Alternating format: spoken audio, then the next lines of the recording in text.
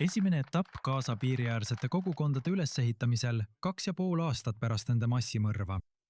Juudi juhid Põhja-Ameerikast ja kogu maailmast Juudi agentuuri hoolekogu liikmetena kogunesid Ein Hashlosha kibutsisse, et osaleda ambitsioonika ehitusprojekti nurgakivi asetamise tseremoonial. Iisraeli valitsuse ning juudi filantroopide ja organisatsioonide rahastusel on plaanis ehitada ja taastada 1000 kodu Lääne-Negevis, kusjuures esimesed 46 elamud rajatakse Ein Hashloshasse, kogukonda, kuhu 7. oktoobril tungis 90 terroristi ja kus tapeti 4 iisraellast.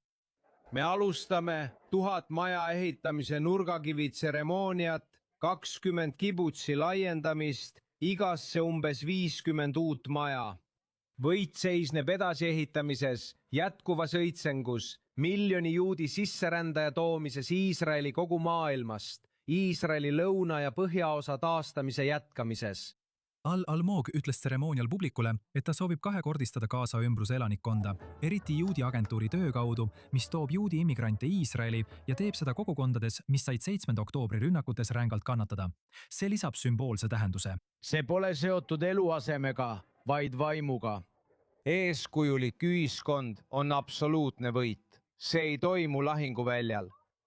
See tähendab püüelda tipptaseme poole igas valdkonnas. Ja samal ajal ei tohi kunagi unustada meie ühiskonna nõrgemaid. Andke neile lootust leinanutele, pantvangidele, pantvangide peredele.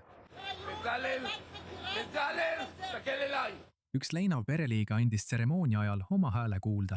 Kui peaesineja Bezalel Smotrich kõneles, segas teda Eyal Eshel, kelle tütar, Iisraeli kaitseväe vaatleja Roni, tapeti 7. oktoobril.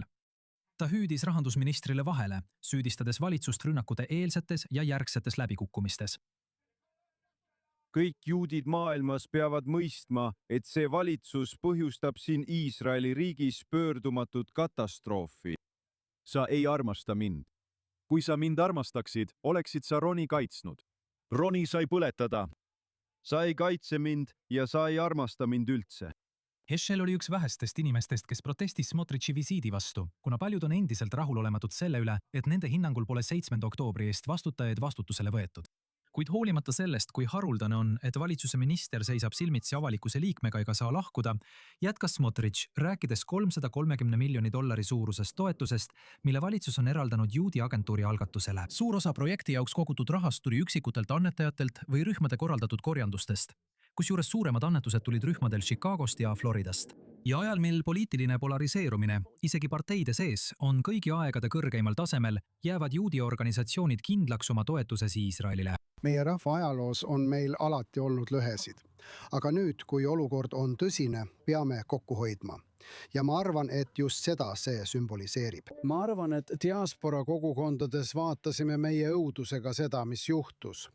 Ja see on au, aga samas ka kohustus üles ehitada uuesti.